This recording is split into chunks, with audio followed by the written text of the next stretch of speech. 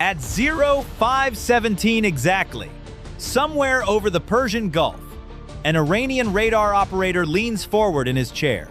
One contact, a lone aircraft, flying slow, flying low, flying alone. He cannot believe what he is seeing. Iran has been on edge for weeks. The satellite images do not lie. Freshly poured concrete over hardened bunkers. Excavated earth piled around nuclear sites.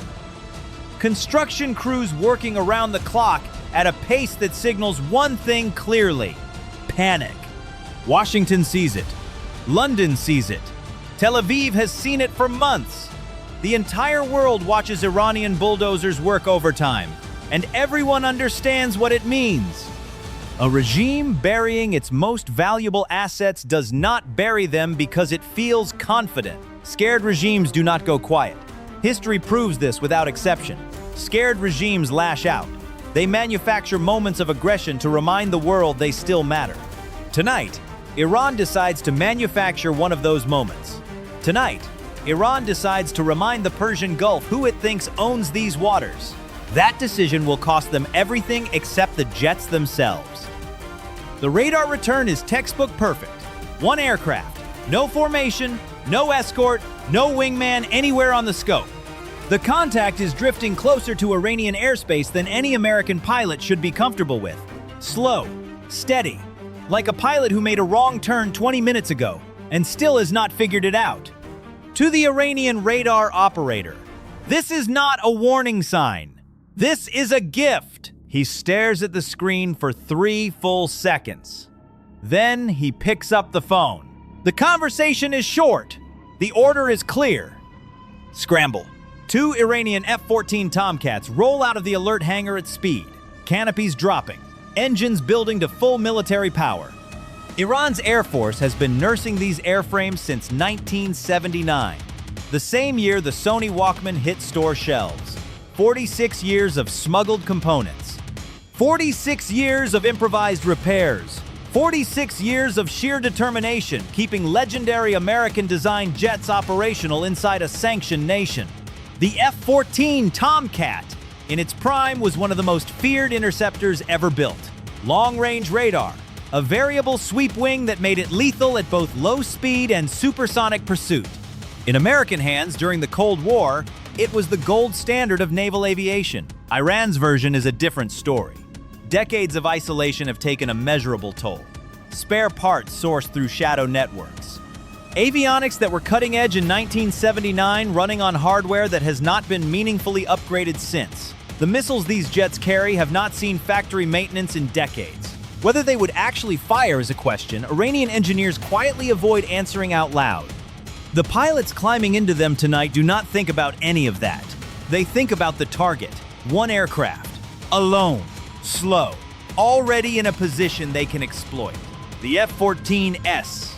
Climb hard into the darkness over the Gulf.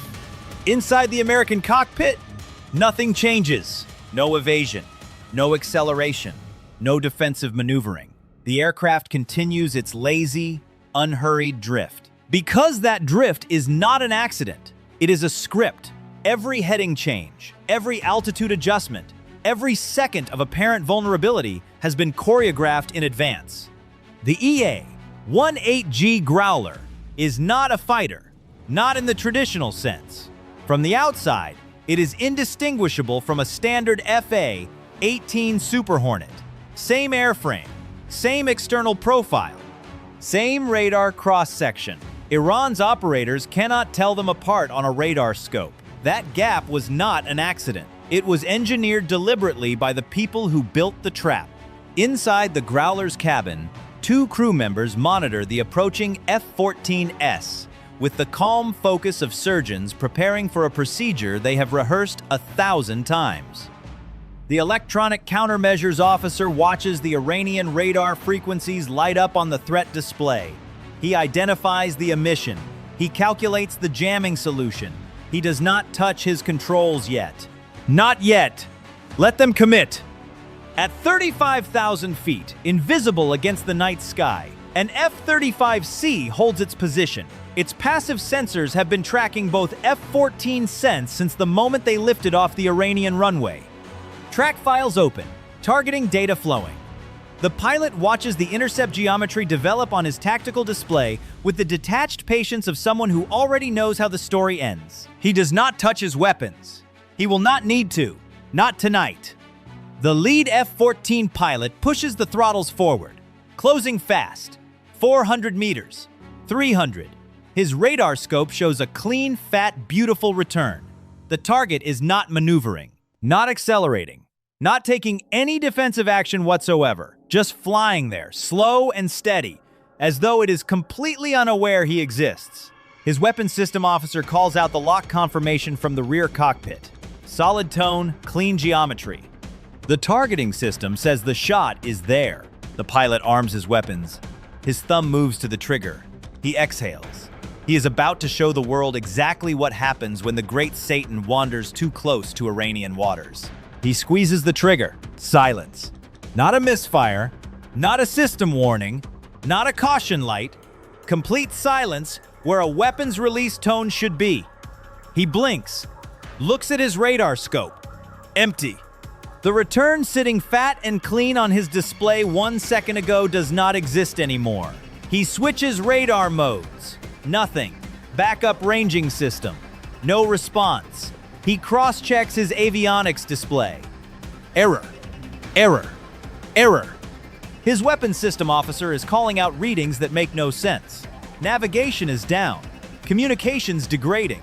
The radar warning receiver flooding with noise. It cannot process or categorize.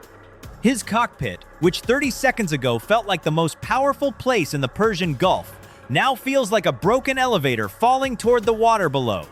He gets on the radio. Voice tight. He tells ground control his systems are failing. Ground control tells him to troubleshoot. He tells ground control there is nothing left to troubleshoot. Everything is simply gone. All of it. Simultaneously. Ground control goes quiet. Because ground control does not have an answer. Nobody in Iran has an answer. Here is why. The EA-18G Growler is built around one core purpose: finding the frequencies an enemy aircraft depends on, and destroying those frequencies with focused electromagnetic energy. Its jamming suite does not interfere randomly. It is precise. It identifies the specific radar and communication signals being used by a target and overwhelms them with directed energy powerful enough to render every dependent system useless. The moment the lead F-14's fire control radar established a lock, the Growler's electronic countermeasures officer had everything he needed: frequency, pulse pattern, emission signature. He activated the solution he had prepared and held ready for exactly this moment. Invisible energy crossed 300 meters of open air in a fraction of a second. The F-14 did not experience a malfunction. It experienced a targeted electronic execution. Every system dependent on radio frequency processing went dark simultaneously. Radar, navigation, weapons, control, communications. All of it stripped away in under 2 seconds by a system the Iranian pilot never saw and cannot describe coherently to his ground control. The wingman's jet dies 8 seconds later. Same result, same silence. 2 F-14 Tomcats reduced to expensive, barely guided metal tubes over the Persian Gulf. 0 missiles fired by either side. The entire engagement decided before either Iranian pilot had the chance to understand what was happening to them. The Growler crew notes the time, notes the result, confirms both Iranian jets are neutralized. Then they turn for home. The Iranian pilots do what any rational person does when their aircraft becomes a flying coffin. They turn back toward the coast. No weapons, no radar, no communications worth anything. Just 2 men flying crippled jets home on raw piloting skill and whatever backup instruments still function. They believe the worst part is behind them. At 35,000 feet, the F-35C pilot decides they are wrong. The F-35C does not approach from a distance. It does not announce itself. It simply appears, already there, already on the lead, F-14's right wing. Steady, calm, Speed matched exactly. As though it has been flying formation with the Iranian jet for the past 20 minutes and simply forgot to introduce itself. The Iranian pilot looks out his canopy. His stomach drops through the floor of the cockpit. He has never seen an F-35C this close. Almost nobody has. Because the F-35C does not permit itself to be seen unless it chooses to be seen. Its radar cross-section is a fraction of the aircraft it was designed to replace. A shape that should not exist at this range suddenly sitting 3 meters off his wingtip. Unhurried, unmistakable. Tonight, it chooses visibility, deliberately. Because this message requires a messenger the Iranian pilot can see with his own eyes. The American pilot looks across the gap between the two aircraft. No aggressive moves, no weapons bay opening, no radio ultimatum. Just 2 fingers raised, pointed at his own eyes, then pointed directly at the Iranian pilot. "I see you." Quiet dominance. Delivered at 600 miles per hour over open water. The Iranian pilot turns back toward the coast. He tells himself the engagement is over. He focuses on flying his crippled jet home without losing control of it. The F-35C pilot gives him 30 seconds of that belief. Then he moves. Not away, not upward. The American pilot pulls alongside the F-14 close enough that the Iranian can read the stenciling on the fuselage. Then he pushes forward. A slow, deliberate, close pass beneath the Iranian jet. Up the other side. Back into position. Unhurried. Effortless. Repeating it a second time just to confirm the message was received. Not aggressive.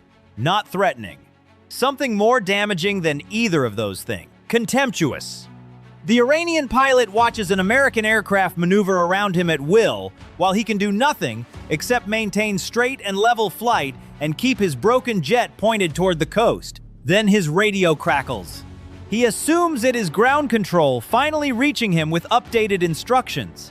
It is not ground control. It is the USS Abraham Lincoln. Transmitting on an open guard frequency the Growler has left deliberately. Unjammed. Not a warning. Not a formal communication. Music. Kenny Loggins. Danger Zone. Broadcast. Directly onto the emergency frequency inside his cockpit. At full volume. He cannot respond meaningfully. He cannot silence it. He flies the last 40 miles to the Iranian coastline with the Top Gun soundtrack filling his helmet. The F-35C holds position on his wing the entire way. Then it banks away. Smoothly. Without ceremony. Gone as completely as if it was never there. The Iranian pilot lands. He sits in the cockpit for a long moment before he climbs out. The numbers define the outcome precisely.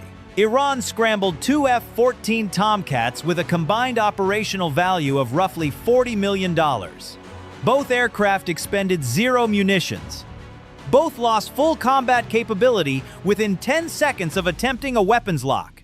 The United States expended 0 munitions, 0 additional aircraft beyond those already on scheduled patrol. Total American cost for the engagement. Fuel, burn, and flight hours for 3 aircraft. Already airborne. This is effects-based electronic warfare at its highest level. The doctrine is not about destruction, it is about demonstration. When you can reach inside an enemy's most capable interceptor and extinguish every system it carries without firing a single round, you do not need to shoot it down. You send it home. You let the pilot walk into his commander's office and try to explain what happened. You let that explanation travel up the chain of command. You let Iranian military leadership sit together and confront a reality they cannot publicly acknowledge. Their best available interceptors are not actually interceptors when an EA-18G Growler is operating in the same airspace. That debrief happens in rooms the world never sees. Its effect on Iranian operational planning is more lasting than any debris field in the Gulf. The broader lesson reaches beyond this single engagement. Electronic warfare has lived in the shadow of kinetic combat for decades. It does not photograph well. It does not produce dramatic explosion footage. But what happened tonight over the Persian Gulf makes one thing undeniable. The most powerful weapon in a modern air battle is not the missile with the longest range. It is not the jet with the highest thrust-to-weight ratio. It is the system that decides when the other side gets to fight at all. Iran entered this engagement, believing it held every advantage. Experienced crew, proven airframe, home waters, favorable geometry, everything a smaller air force can reasonably hope for against a superpower.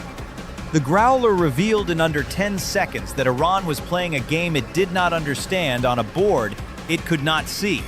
If this breakdown gave you a clearer picture of how electronic warfare reshapes modern air combat, subscribe and share it. The engagements the news cycle ignores are almost always the ones that matter most.